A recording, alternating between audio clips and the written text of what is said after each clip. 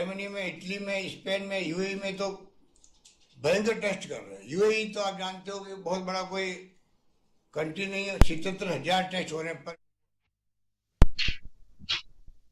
नमस्कार, खास खबर में आप सभी का स्वागत है। मैं हूं डॉक्टर प्रभात।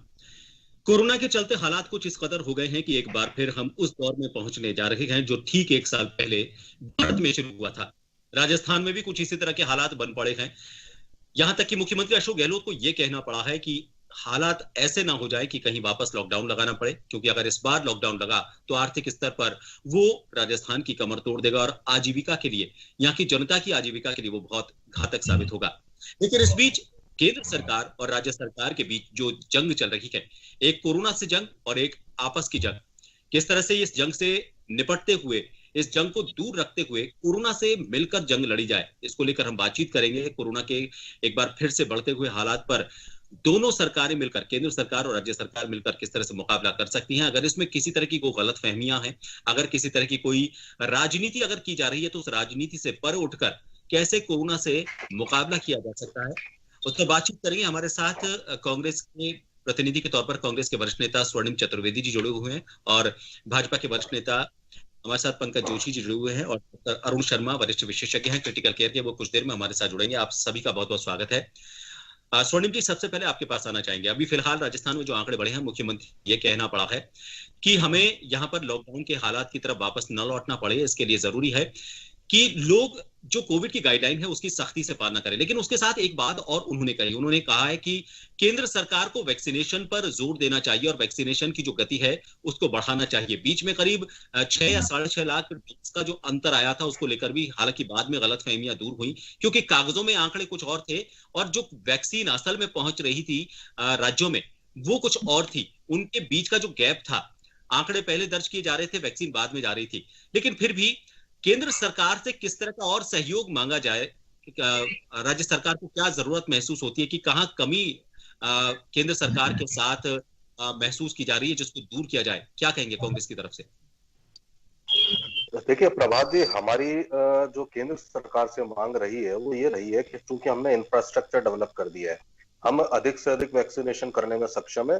राजस्थान में हर सीएचसी पीएचसी में, गांव-गांव जहां भी हॉस्पिटल्स हैं, डिस्पेंसरीज हैं, वो वैक्सीनेशन कार्यक्रम चालू है।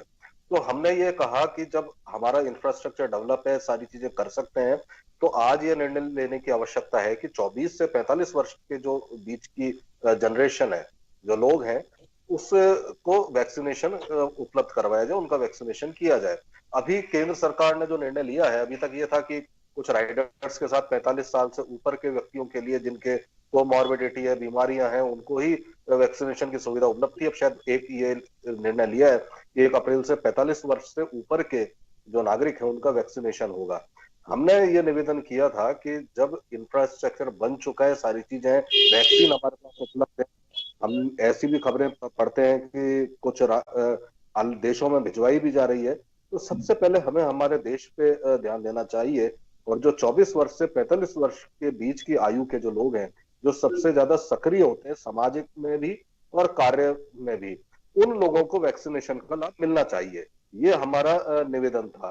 और जो एक कंट्रोवर्सी भी हुई थी उसमें ये था कि आप देखें कि वैक्सीनेशन जो के लिए जो डोजेज आई थी वो थोड़ी कम पहुंची थी, शायद वहां से इशू हुई होंगी और डेटा ये रहा कि भेज गई है थी राज्य को, तो इतनी सी बात थी, वो इशू रिजॉल्व हो चुका है, उसका कोई बहुत बड़ा इशू नहीं है।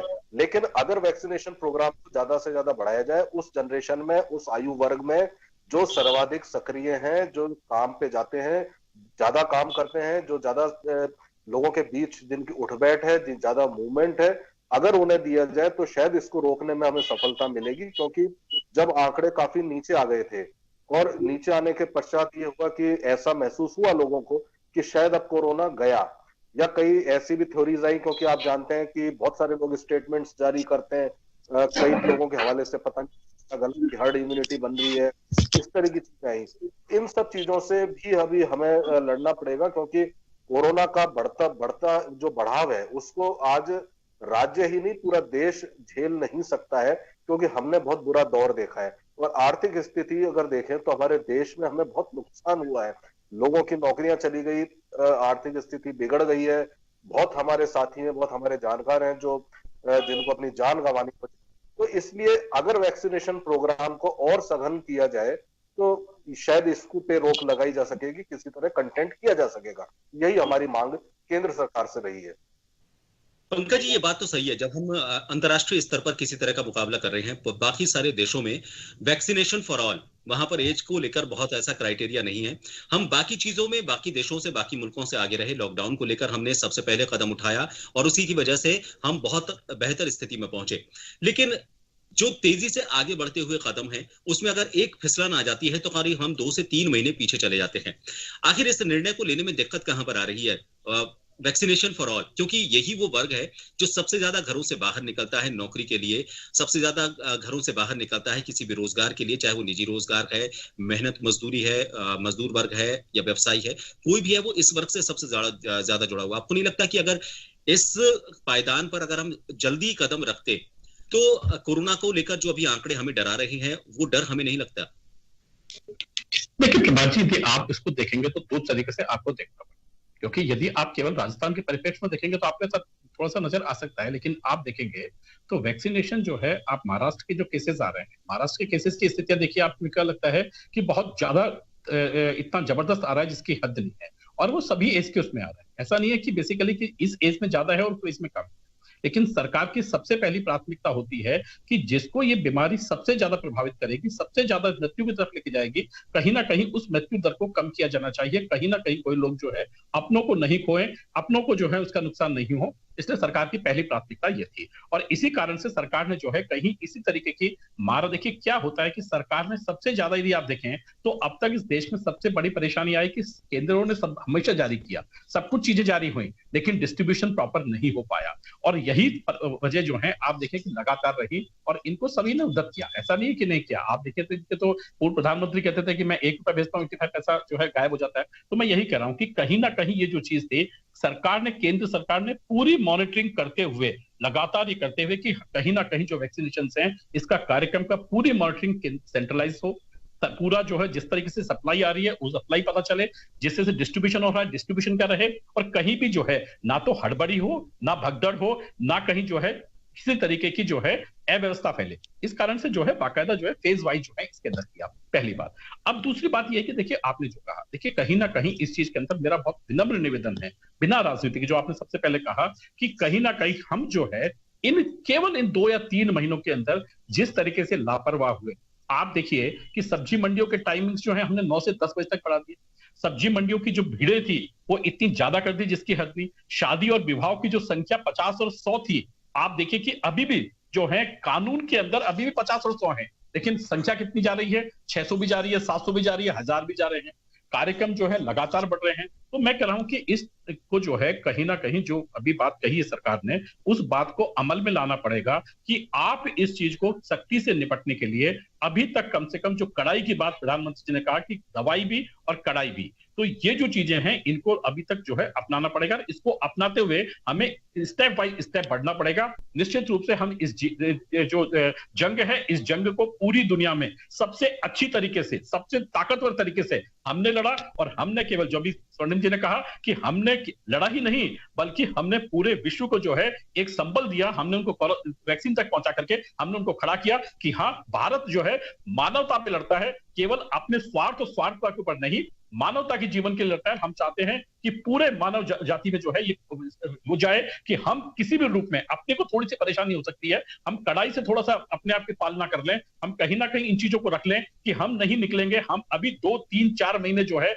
इसको जो है सहन करेंगे, और जैसी कड़ाई पहले कर थी वही कड़ाई हम रखेंगे, तो निश्चित रूप से हम दोबारा जो है अपने स्तर पर लौट पाएंगे। जी, हमारे साथ डॉक्टर अरुण शर्मा हैं, वरिष्ठ विशेषज्ञ क्रिटिकल केयर के, वो भी जुड़ चुके हैं। डॉक्टर साहब, स्वागत है आपका। क्या लगता है आपको, अब जिन हालात में हम अभी आकर खड़े हो गए हैं, बिल्कुल 3 महीने पहले जो आंकड़े बढ़ा करते थे और इसकी जो दर है वो काफी ज्यादा हो गई, करीब 10 गुना बढ़ गई है। पहले जितने दिनों में आंकड़े एक बढ़ा करता था वो उससे 10 गुना ज्यादा आंकड़े 60 से 600 के आसपास वो आंकड़ों की दर बढ़ने की आ गई है। दूसरी लहर पहले से ज्यादा खतरनाक साबित हो रही है। लेकिन इस बीच ये भी बात आ रही है कि अगर 25 से लेकर 45 या हम 23 से लेकर 45 साल के लोगों को वैक्सीनेशन की बात करते हैं, क्या लगता है आपको ये तरीका कारगर साबित होगा इस वैक्सीनेशन के, अगर हम इस एज लिमिट को हटा दें तो इस कोरोना से लड़ाई में या फिर जो दूसरी लहर है उसको काबू करने के लिए महत्वपूर्ण हो सकता है? देखिए, कोरोना को कंट्रोल करने का एकमात्र साधन जो अपने पास अवेलेबल है वो है वैक्सीनेशन। और गवर्नमेंट की जी। जो रणनीति है कि पहले हेल्थ केयर वर्कर्स, फिर बुजुर्गों को और फिर उसके बाद जाके बाकियों को वैक्सीनेट करने का, वो बिल्कुल सही रणनीति है। क्योंकि हेल्थ केयर वर्कर्स सबसे आगे फ्रंट लाइन पे रहते हैं, तो उनको फेस करना पड़ता है, वो सबसे ज़्यादा हाई रिस्क पे रहते हैं इन्फेक्ट होने के। उसके बाद जो बुजुर्ग हैं जो कि एट अ हायर रिस्क हैं, जिनको और दूसरी बीमारियां हैं, उनको सिवियरिटी ऑफ डिजीज ज़्यादा होती है, इसलिए उनको बचाना भी बहुत अत्यधिक आवश्यक है। और उसके बाद जो यंगस्टर्स हैं उनको डेफिनेटली वैक्सीनेट करना ही है, इसमें कोई क्वेश्चन नहीं है। और इस प्रोग्राम को हम जितना जल्दी इम्प्लीमेंट कर सकें उतना बेहतर रहेगा, क्योंकि जितना जल्दी अपन इम्प्लीमेंट करेंगे उतना रिस्क ऑफ इन्फेक्शन कम हो जाएगा। दूसरा, सिवियरिटी ऑफ डिजीज, वैक्सीन का फायदा सिर्फ ये नहीं है कि वो इन्फेक्शन कम करता है, वो अगर बाय द वे वैक्सीन के बावजूद किसी को हो भी जाए तो भी उसकी डिजीज की सिवियरिटी कम कर देता है। यानी पेशेंट्स के हॉस्पिटलाइजेशन की रेट कम हो जाएगी, पेशेंट का आईसीयू में एडमिशन का रेट कम हो जाएगा, जिससे बेसिक प्रॉब्लम जो अपने को आती है कि अपने को हॉस्पिटल्स बेड्स अवेलेबल नहीं होते हैं, आईसीयू बेड्स अवेलेबल नहीं होते हैं, एटलीस्ट अपन उससे बच पाएंगे। तो इसको as early as possible implement करना जरूरी है। जी, मैं एक दो चीजें, और अभी मेरी जो कांग्रेस और बीजेपी के प्रतिनिधियों से बात हुई, दो चीजें निकलकर सामने आई। एक तो हमें जो एज ग्रुप है, उस एज ग्रुप को जो सबसे ज्यादा सेंसिटिव है, जो इसमें बुजुर्ग शामिल हैं, उनकी मृत्यु दर को कम करना है, क्योंकि वो सबसे ज्यादा सेंसिटिव है और उनकी इम्यूनिटी बाकियों के मुकाबले काफी कम होती है। लेकिन इसके साथ साथ हम उस एज ग्रुप की बात करें जो 23 से 45 साल तक का है, जो घर से सबसे ज्यादा बाहर निकलता है रोजगार के मसले से, उसको स्प्रेडर बनने से भी रोकना है। हो सकता है कि उसको कोरोना हो, लेकिन वो कोरोना उसको मर्ज ना बन के और वो एक स्प्रेडर के तौर पर उसमें रहे और वो दूसरों को बीमार करे। आपको नहीं लगता कि इन दोनों मोर्चों पर एक साथ लड़ा जाना जरूरी है? एब्सोल्युटली। एक्चुअली में कोई भी बीमारी या कोई भी डिजीज जो है वो एक मोर्चे से कभी भी नहीं जीती जा सकती। जंग जीतने के लिए अपने को मल्टीपल मोर्चे पे काम करना पड़ेगा। मतलब बुजुर्गों को वैक्सीनेट करना जरूरी है, हेल्थ केयर साथ में जो यंगस्टर्स हैं जो 23 से 45 की उम्र के हैं उनको भी करना जरूरी है। लेकिन अपने को ये समझना पड़ेगा कि वैक्सीन केवल एकमात्र तरीका नहीं है। वैक्सीन लगने के बावजूद सबसे बड़ी दिक्कत जो है, जो ये ग्रुप बाहर निकलता है, जो आप देखते हैं कॉमन पब्लिक में घूमते हैं, वो प्रिकॉशन नहीं ले रहे। प्रिकॉशन ज्यादा इंपॉर्टेंट है देखा जाए तो। वैक्सीनेट होने के बावजूद भी आप, you can be a carrier, आप इन्फेक्ट कर सकते हो। जो वैक्सीनेटेड है वो फिर भी इन्फेक्ट कर सकता है दूसरों को। तो मास्क पहनना, सोशल डिस्टेंसिंग रखना और हाथ धोना, ये जो 3 हथियार हैं, इनको हमें किसी भी कंडीशन में तब तक नहीं छोड़ना जब तक पैंडेमिक पूरी तरह खत्म नहीं हो जाए। तो वैक्सीनेशन डेफिनेटली इंपॉर्टेंट है, लेकिन जो प्राइमरी प्रिकॉशंस हैं उनको कंटिन्यू रखना बहुत जरूरी है, जो कि आज की तारीख में सब भूल चुके हैं। देखा जाए तो जब से दिसंबर जनवरी के बाद से हमने देखा है कि मैक्सिमम पीपल जो पहले मास्क पहना भी करते थे उन्होंने भी मास्क पहनना छोड़ दिया, थिंकिंग दैट कि डिजीज खत्म होने वाली है। ऐसा नहीं है, ये बीमारी ऐसी है जो दोबारा लहर भी आ सकती है। अगर अपन प्रिकॉशंस नहीं रखेंगे तो डेफिनेटली ये पैंडेमिक खत्म नहीं हो सकता है despite vaccination. Vaccination is not a guarantee कि आप वैक्सीनेशन के बाद आपकी डिजीज खत्म हो जाएगी। जी, स्वर्णिम जी, आपके पास पूछना चाहूंगा, जैसा पंकज जी ने कहा, और ये बात सही भी है, हम इसको कैसा लॉकडाउन माने या हम इसको कैसी कोविड की गाइडलाइन माने? धारा 144 लगी हुई है, लेकिन आप जाके बाहर देख सकते हैं किसी को कोई अंदाजा ही नहीं है कि धारा 144 है या नहीं है। लोगों को लगता है कि शायद धारा 144 खत्म हो चुकी है। शादी समारोह को लेकर गाइडलाइन जारी की हुई है, लेकिन वहां पर कोई मॉनिटरिंग नहीं है किसी तरह की, कोई ऐसा वो नहीं है कि जुर्माना बड़े स्तर पर लगे या उनमें कोई किसी तरह का डर पैदा हो। इसके अलावा हम जो हालात देख रहे हैं बसों में और जो सफर के लिए जो सार्वजनिक साधन होते हैं, किस तरह की भीड़ वहां पर है, तो ऐसे में क्या हम मुकाबला कर पाएंगे जब सरकार की इस तरह से ढिलाई बरतेगी? धारा 144 है, कोविड की गाइडलाइन है, लेकिन उनकी सख्ती से पालना को लेकर सरकार और जो प्रशासन जिसकी जिम्मेदारी है वो हाथ पर हाथ धरे बैठे हुए हैं। कैसे लड़ेंगे फिर हम? दूसरी लहर आना तो फिर इसके लिए सरकार, जो जनता है उसके साथ, तो सरकार और प्रशासन भी फिर जिम्मेदार है। स्वर्णिम जी, आपकी आवाज नहीं आ रही है स्वर्णिम जी हमारे पास।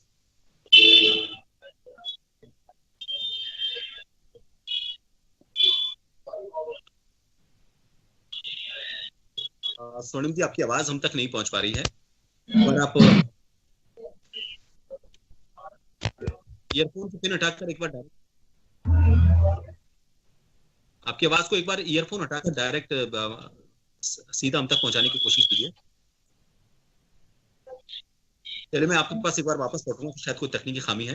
पंकज जी, ये बात सही है कि राज्य सरकारों को अपने स्तर पर जो कदम उठाने चाहिए उनको अगर और ज्यादा पुख्ता किया जाए, उनको अगर थोड़ा सा मजबूती से उठाया जाए उन कदमों को, तो इससे मुकाबला किया जा सकता है। लेकिन केंद्र सरकार को लेकर ये भी बार बार आरोप लगे हैं बीजेपी की सरकार को लेकर कि जितनी जरूरत भारत की है पहले उस जरूरत को पूरा किया जाना चाहिए वैक्सीनेशन को लेकर, उसके बाद दूसरे मुल्कों की तरफ हमें देखना चाहिए, दूसरे मुल्कों की जरूरत को पूरा किया जाना चाहिए। हम दूसरे मुल्कों को उस गति से वैक्सीन उपलब्ध करवा रहे हैं कि भारत की जरूरतें पहले पूरी नहीं हो पा रही। यहाँ पर वैक्सीन जो है वो पहली खेप पहुंची, लेकिन उसके बाद दूसरी खेप समय पर नहीं पहुंच पाई, पहली वैक्सीन खराब हो गई और इस तरह से कुछ मैनेजमेंट नहीं बैठ पाया कि वैक्सीन रखे रखे खराब हो गई। तो इसके लिए तो केंद्र सरकार पर अगर दोष दिया जाता है कि पहले भारत की जरूरतों को पूरा किया जाए, तो गलत कहाँ है? देखिए प्रभात जी, अभी तक जो वैक्सीनेशन खराब होने का जो कारण है वो कारण ये नहीं है, क्योंकि जब तक जो है वैक्सीनेशन का डॉक्टर साहब जो है टेक्निकल आदमी है वो ज्यादा अच्छी तरह बता पाएंगे, लेकिन जहां तक जो पब्लिक में जो समझ है वो ये है कि एक के अंदर जो 10 डोज या 20 डोज जो है वो डोज पूरी की पूरी जो है एक समय पीरियड में लगनी चाहिए। तो उसमें बाकायदा केंद्र सरकार ने ये भी रिलैक्सेशन दे दिया कि यदि जो है जिसने अपना रजिस्ट्रेशन नहीं करवा रखा है और उस टाइम पे जो है हैंड टू हैंड रजिस्ट्रेशन होता है तो भी जो है आप लगा दीजिए, इसको खराब मत होने दीजिए। और उसमें मेरे ख्याल में टेक्निकल स्टाफ काम कर रहा है, उसमें कहीं दो राय वाली बात नहीं, टेक्निकल स्टाफ उसको पूरी तरीके से काम कर रहा है। लेकिन जो आप बात कर रहे हैं, देखिए दो परेशानियां बड़ी जो वो है, क्योंकि जहां की जो परेशानियां आ रही हैं, जो बाहर से जो लोग आ रहे हैं, उसमें सरकार ने देखिए निर्णय तो ठीक लिया, मैं आपको ये नहीं कह रहा कि निर्णय में कोई गलती है, निर्णय तो पूरा लिया कि भाई उनका जो आएंगे वो वैक्सीनेशन होके आएंगे। केवल एक एयरपोर्ट पे जांच हो रही है, उनकी जांच पूरी है, एयरपोर्ट पे जांच हो रही है कि हाँ आपके पास जो है इसका सर्टिफिकेट है कि नहीं है। लेकिन आप देखिए रेलवेज हैं, बसेज हैं, ओन गाड़ीज हैं, यहाँ पर देखिए कि जब भी बॉर्डर चेंज हो रहा है, बॉर्डर से लोग आ रहे हैं, अभी भी जो है उनकी जांचें नहीं हो रही हैं, और जांचें नहीं होने के कारण वहां का जो इन्फेक्टेड आदमी आ रहा है वो कहीं ना कहीं इन्फेक्शन उसके कारण बढ़ रहा है, और ये कारण पहले रहा। राजस्थान अपने आप में काफी ठीक रहा, काफी लोगों ने यहाँ मेहनत करी, काफी जो वर्कर्स थे उन लोगों ने बहुत मेहनत करी, यहाँ इसको एक तरीके तक ले गए। लेकिन अभी मैं आपको बिल्कुल प्रत्यक्ष उदाहरण बता सकता हूं कि ट्रेनों से जो लोग आ रहे हैं, आप अनाउंसमेंट तो कर रहे हैं लेकिन उसकी रिपोर्ट देखने के लिए, क्योंकि आप आजकल टिकट क्या है कि ई टिकट हो गया है इसी तरीके से, लेकिन हमने अभी तक भी रिपोर्ट जांच करने का कोई मैकेनिज्म तैयार नहीं किया स्टेट गवर्नमेंट ने कि हम एक रिपोर्ट जांच करने का एक मैकेनिज्म बना करके हम तय करते हैं कि ये मैकेनिज्म होना चाहिए कि कोई भी आदमी बिना जांच के यहाँ नहीं आएगा। लेकिन वैक्सीन की जो कमी है, देखिए राज्यों का ये कहना है कि पहले राज्यों को वो वैक्सीन उपलब्ध करवाई जाए, जो कमी है अगर वो ज्यादा उनको उपलब्ध करवाई जाएगी तो वैक्सीनेशन की स्पीड वो राज्य बढ़ा पाएंगे। दूसरे देशों को देने से बढ़िया है ना, पहले खुद की जरूरतें पूरी करे, राज्यों का ये आरोप है। देखिए प्रभात जी, मैं कह रहा हूं किसी भी राज्य में वैक्सीन की कोई कमी नहीं है, जिस तरीके से गाइडलाइंस है उसकी वैक्सीन की भरपूर मात्रा है, पूरी मात्रा है, और सरकार से जैसे जैसे प्रोक्योरमेंट की बात की जा रही है, सरकार उस पर डेली जो है 24 आवर्स जो है मैनेज कर रही है, क्योंकि सरकार का पूरा है कि जिस जहां पर वैक्सीनेशन हो रहा है, जैसे राजस्थान का है, केंद्र सरकार लगातार कह रही है हाँ राजस्थान का वैक्सीनेशन ठीक है, और जैसी डिमांड करेंगे हम डिमांड को पूरी करेंगे, और लगातार जो है मंत्री लेवल पर भी हो चाहे सेक्रेटरी लेवल पर हो, लगातार इस चीज की बात की जा रही है। लेकिन मैंने फिर कहा ना कि एक प्रोक्योरमेंट, आप खुद देखिए कि जयपुर से कोई प्रोक्योरमेंट यहां से जाता है, किसी डिस्ट्रिक्ट में पहुंचता है, वहां भी टाइम लग जाता है, लेकिन उससे पहले राजनीतिक यदि कोई जो है उसमें स्टेटमेंट आ जाए तो बड़ा बुरा सा लगता है। तो मैं यही कह रहा हूं कि देखिए ये जो है ये काम जो है एग्जीक्यूशन का है, टेक्निकल काम है, और ये काम जो है एडमिनिस्ट्रेशन का है। तो मेरे ख्याल में इस काम को एडमिनिस्ट्रेशन को जो है पूरा का पूरा, जब तक एडमिनिस्ट्रेशन के पास रिपोर्ट नहीं हो, जब तक एग्जीक्यूशन वालों के पास चीज नहीं हो, मेरे ख्याल में उसके जो है किसी भी रूप में किसी भी पार्टी द्वारा जो है उनका स्टेटमेंट जो है पब्लिक में जाना,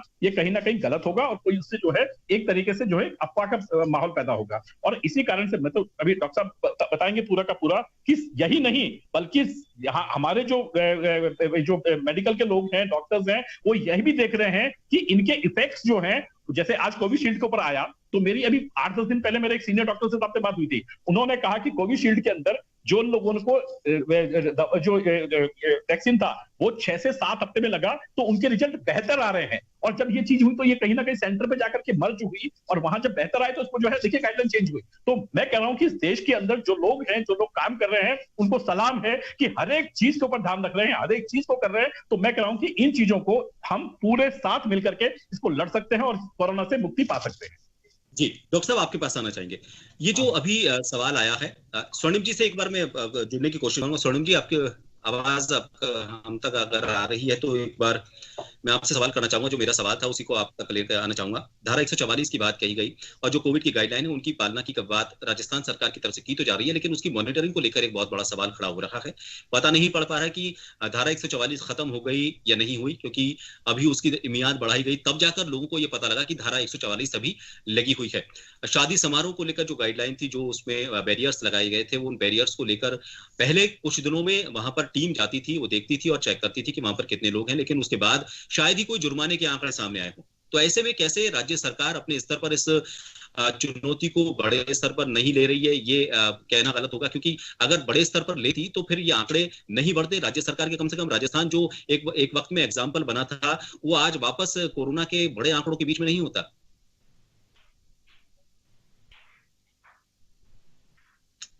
सर, आपकी आवाज अभी भी नहीं आ पा रही है हमारे पास।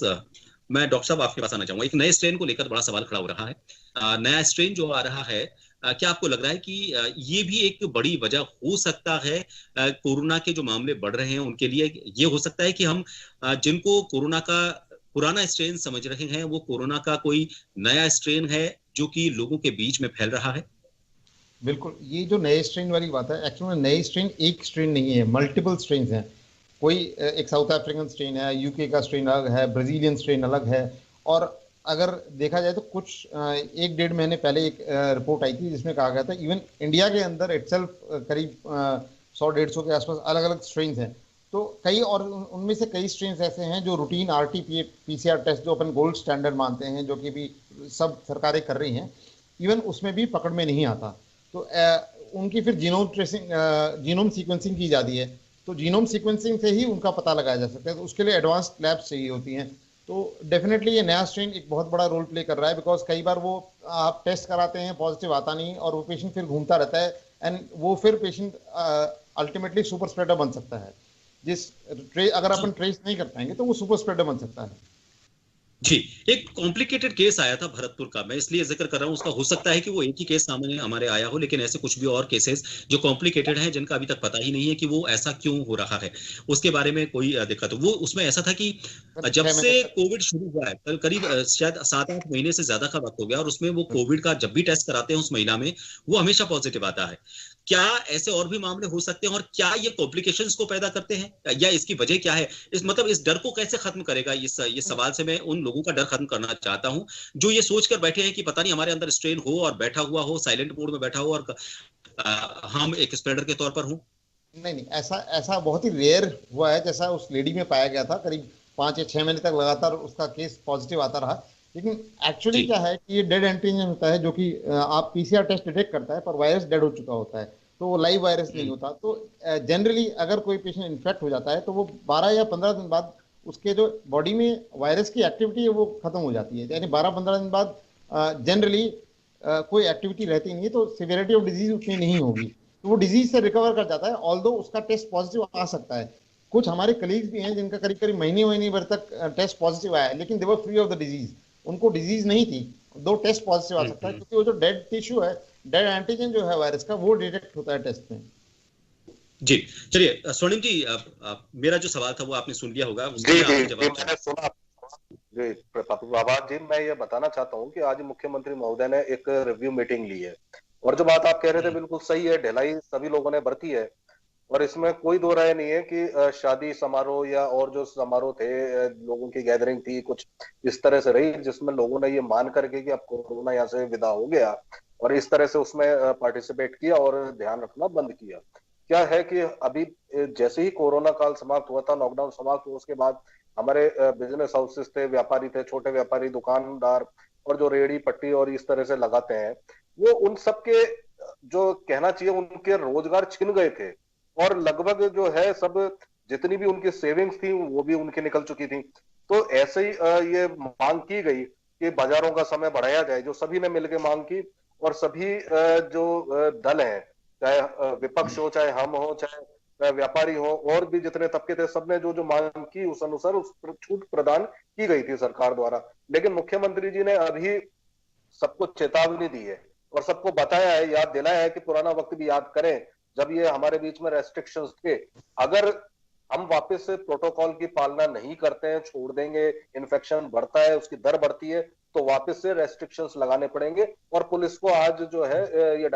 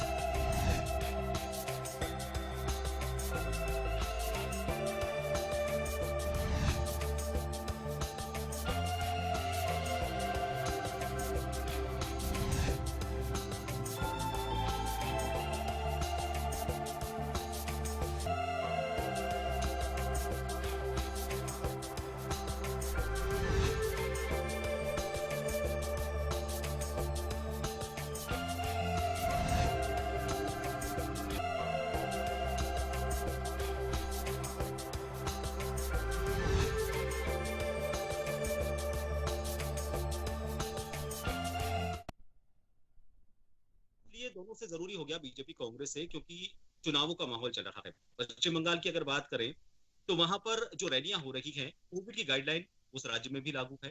कोविड उस राज्य को छोड़कर या फिर राजनीतिक जहां पर माहौल है उसको छोड़कर बाकी प्रदेशों में है, ऐसा भी नहीं है। पंकज जी, आपके पास सबसे पहले आना चाहूंगा। बीच में ऐसा भी हुआ था, हेलीकॉप्टर की खराबी के कारण वर्चुअल तरीके से अमित शाह जी ने वहां पर चुनावी रैलियों को संबोधित किया। क्या वजह है कि राजनीति को इससे दूर नहीं रखा जा रहा और राजनीति जमकर की जा रही है? ये मैं कांग्रेस से भी सवाल करूंगा, सिर्फ बीजेपी इसके लिए दोषी नहीं है, लेकिन राजनीतिक मंचों का इस्तेमाल किया जा रहा है, वहां पर राजनीतिक रैलियों में भीड़ जुटाई जा रही है, वहां पर वर्चुअल तरीका क्यों नहीं अपनाया जा रहा? और ऐसे में जनता जब वहां पर भीड़ जुटाती है, आप उसके बाद उनसे अपील करेंगे कि कोविड गाइडलाइन की पालना कीजिए, सोशल डिस्टेंसिंग कीजिए, तो कहां गंभीरता नजर आएगी राजनीतिक दलों की तरफ से?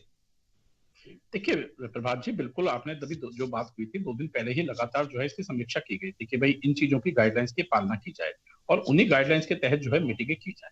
बिल्कुल आप बात ठीक कर रहे हैं। देखिए इन चीजों की पालना क्योंकि अब करना, लेकिन सबसे बड़ी देखिए मैंने कहा ना, इस देश के अंदर जो चुनाव और जो लोकतंत्र है, क्योंकि लोकतंत्र के अंदर चुनाव एक ऐसी चीज है जिसके अंदर किसी भी व्यक्ति को ना तो वोट मांगने वाले को रोका जा सकता है, ना वोट देने वाले को रोका जा सकता है। तो दोनों ही तरफ से जब ये चीजें होती है, मैं ये कह रहा हूँ, नहीं मैं यही राजनीति एक सोशल मीडिया खर्चा भी बचेगा सर राजनीति के। नहीं देखिए मैं कह रहा हूँ ना, क्योंकि देखिए गाइडलाइंस जो जारी होती हैं वो गाइडलाइंस जो हैं, क्योंकि हमारे यहाँ अभी भी जो हैं, क्योंकि राजनीतिक पार्टियां जो सरकार में हो या नहीं विपक्ष में हो, वो केवल सुझाव दे सकती हैं। उनकी जो बेसिकली जो रेगुलेटरी है वो, क्योंकि एक संवैधानिक संस्था जो है चुनाव आयोग है, चुनाव आयोग जो है उसको पालना करवाता है कि भाई ये गाइडलाइंस होंगी कि वर्चुअल मीटिंग होंगी या प्रेस मीटिंग नहीं होंगी, इन मीटिंगों में इतने आदमी हो सकते हैं। तो निश्चित रूप से ये जो अभी चीज हुई है, मेरे ख्याल में आने वाले दिनों में हो सकता है कि ऐसी कोई गाइडलाइंस जो है चुनाव आयोग जारी करे। चलिए स्वर्णिम जी, यही सवाल के साथ आपके पास लौटना चाहूंगा। उपचुनाव है 3 सीटों पर राजस्थान में, यहां पर भी इसी तरह के हालात नजर आ रहे हैं। बीजेपी वालों का आपने जवाब सुना। क्या सिर्फ चुनाव आयोग पर छोड़ देना काफी है या फिर हम खुद की एक सेल्फ गाइडलाइन जो है उसको भी पालना करें? हमारा एक फर्ज बनता है राजनीतिक होने के नाते, सियासत करना अपनी जगह ठीक हो सकता है, लेकिन एक अगर हम खुद एग्जाम्पल दें आगे बढ़कर कि हम जो भी हैं वर्चुअल मीटिंग्स को करेंगे और लोगों की भीड़ ना जुटाएं, इसको लेकर हमारी तरफ से राजनीतिक तरफ से एक सकारात्मक पहल है, क्यों राजनीतिक दल आगे बढ़कर इस पहल को नहीं कर रहे ताकि लोगों तक एक पॉजिटिव मैसेज आए? देखिए प्रभात जी, जहां तक मैं समझता हूँ राजस्थान में जो होने वाले उपचुनाव है उसमें, क्योंकि राजस्थान में धारा 144 लागू है पूरे क्षेत्र में, कहीं कोई क्षेत्र विशेष की बात नहीं है, तो इसकी पालना होगी। और अभी गाइडलाइंस जो जारी हुई है उसमें यह भी तय हुआ है कि कोई भी प्रत्याशी जब नामांकन भरने जाएगा तो रैली लेकर के नहीं जाएगा, अपने साथ केवल 2 व्यक्ति जो मैंडेटरी हैं जिनको वो जा सकता है। और अभी ये भी है सभाओं का क्या? नहीं, चुनावी सभा मुझे नहीं लगता कि अभी होंगी। अगर कोई सभा होंगी तो छोटी या राजस्थान से बाहर निकलता हूँ। आज केरल में राहुल गांधी प्रियंका गांधी सभाएं कर रही हैं। अगर राजस्थान से बाहर निकलते हैं वहां पर देखिए किस तरह की भीड़ हो रही है। ये सिर्फ बीजेपी नहीं, कांग्रेस पर भी लागू होता है ना? देखिए बिल्कुल सब पे लागू होता है, लेकिन अब चुनाव है, चुनावी सभाएं जो होती हैं लोगों को का उत्साह है।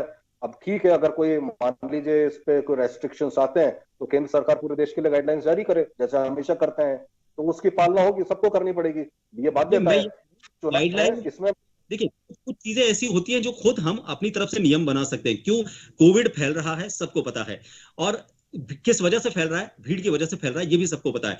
क्यों हम गाइडलाइन का इंतजार करें, मैं ये कह रहा हूं। क्यों हम अपनी तरफ से आगे बढ़कर इस तरह के कोई कदम ना उठाएं, गाइडलाइन का इंतजार ही ना करना पड़े। क्यों चुनाव आयोग की तरफ से गाइडलाइन चाहिए, क्यों केंद्र सरकार की तरफ से गाइडलाइन चाहिए, क्यों स्वास्थ्य मंत्रालय की तरफ से गाइडलाइन चाहिए, सबको पता है।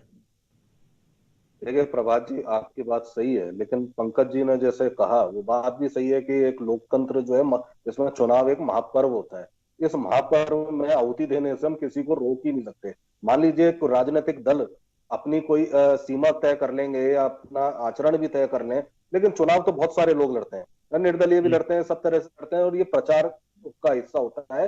ठीक है, ये एक नई एक चीज सामने आई है, पेंडेमिक है, तो इसमें नए तरीके जो आपने सुझाव दिया, प्रचार के तरीके बदलने पड़ेंगे, नए तरीके लाने पड़ेंगे, इस सब पे ये वर्कआउट करने की आवश्यकता है, बिल्कुल सही बात है। लेकिन फिलहाल जो अभी चुनाव का जो तरीका है, जो लड़ने का तरीका है, ये बरसों पुराना है हमारा, तो ये अभी इसी की पालना हो रही है, क्योंकि इसमें सबको बदलना पड़ेगा, हम भी बदलेंगे, लोग भी बदलेंगे, तो ये तरीके भी बदलेंगे। और ये बात सही है आपकी कि होना चाहिए। बहुत जल्दी बदलने पड़ेंगे, क्योंकि देखिए पहले लोग ऑफिस जाकर काम करते थे, लेकिन तुरंत पैंडेमिक की वजह से वर्क फ्रॉम होम का एक नई प्रथा आई है, लोग सोशल मीडिया की तरफ गए। तो मुझे लगता है राजनीति को लेकर भी एक नवाचार की जरूरत है। डॉक्टर साहब, समय बहुत कम बचा है, आपसे आखिरी सवाल लेना चाहूंगा। संक्रमण जब 3 गुना गति से अगर बढ़ रहा है, अगर हम इसको ऐसे सोचकर चले, क्या आपको नहीं लगता है कि जो सावधानी है वो भी हमें 3 गुना बढ़ानी पड़ेगी? क्या अतिरिक्त सावधानियां हमें बरतने की जरूरत है इन दिनों में? नहीं, ये तो इसमें कोई दूसरा सवाल उठता ही नहीं है कि हमें संक्रमण रोकने के लिए जो अपने प्रिकॉशंस हैं, प्रिकॉशन के लेवल वो हाईएस्ट लेवल ऑफ प्रिकॉशन पे जाना पड़ेगा। बिकॉज सिंपली वैक्सीन लगाने से या गाइडलाइन जारी करने से नहीं होगा। उन गाइडलाइंस का प्रॉपर इम्प्लीमेंटेशन बहुत ज़रूरी है। गाइडलाइंस तो बहुत पहले से अपने पास है, उन्हीं गाइडलाइंस को अगर हम प्रॉपर स्ट्रिक्ट तरीके से इम्प्लीमेंट किया जाए, उनको अगर प्रॉपर तरीके से लागू किया जाए, तो डेफिनेटली हम कोविड को फैलने से रोक सकते हैं। और इसमें हर किसी का योगदान होना चाहिए, जनरल पब्लिक से लेकर एडमिनिस्ट्रेशन से लेकर गवर्नमेंट तक का हर एक लेवल पे हर एक को सजग होना पड़ेगा, खुद को अपने आप को बचाना पड़ेगा। और हाईएस्ट जो 3 पिलर हैं प्रिकॉशंस के, यानी मास्क पहनना, सोशल डिस्टेंसिंग मेंटेन करना और हैंड हाइजीन रखना, ये तीनों अगर हम स्ट्रिक्टली फॉलो करेंगे तो डेफिनेटली हम कोविड को ओवरकम कर सकते हैं। बिल्कुल, ये सही है कि ये सिर्फ अकेले का काम नहीं है, साथ ही हाथ बढ़ाना। ये इस तरह का एक पेंडेमिक का दौर वापस एक बार हमारे सामने आ चुका है, जिसकी वजह से हमें लग रहा है कि एक बार फिर हमें मिलकर इसके लिए जंग लड़नी होगी। सिर्फ जनता इसके लिए दोषी नहीं हो सकती, सिर्फ प्रशासन इसके लिए दोषी नहीं हो सकता। ये एक सामूहिक जिम्मेदारी है, और इस सामूहिक जिम्मेदारी को हमको साथ में ही इसका मुकाबला करना होगा। और इसके लिए जरूरी है कि जनता अपने स्तर पर जो भी कोविड गाइडलाइन दी गई है उनकी पालना करे, और राजनीति अपने स्तर पर कोई एक ऐसा नवाचार, एक ऐसा उदाहरण पेश करे ताकि वो लोगों के बीच में एक अच्छे मैसेज के तौर पर जाए। सिर्फ नियम कायदे बना कर उनको जनता पर लागू कर देना वो ही काफी नहीं है। कुछ कदम अपनी तरफ से ऐसे बढ़ाने होते हैं जो जनता को एक अच्छा मैसेज दे, ताकि इस कोविड की जो पेंडेमिक की स्थिति वापस हमारे सामने खड़ी हो गई है, उससे मुकाबले में हम आगे बढ़कर भारत ने जैसे पहले मुकाम हासिल किया है, वैसे ही भारत को पूरे एक नए मुकाम पर लेकर जा सके, हम अपनी मदद कर सकें, दूसरे दुनिया के जो दूसरे देश हैं उन सबकी मदद कर सकें, और एक विश्व गुरु न सिर्फ तकनीक के उसमें पहलू में, लेकिन पूरी दुनिया को स्वस्थ रखने की दिशा में भी भारत अपना एक नया मुकाम हासिल करता हुआ दिखे। जरूरत है कि हम इस कोविड के बढ़ते हुए आंकड़े को रोकने के लिए एक बार फिर एकजुट हो जाएं। बहुत बहुत शुक्रिया आप सभी मेहमानों का इस खास खबर में जुड़ने के लिए। मुझे भी दीजिए इजाजत। नमस्कार।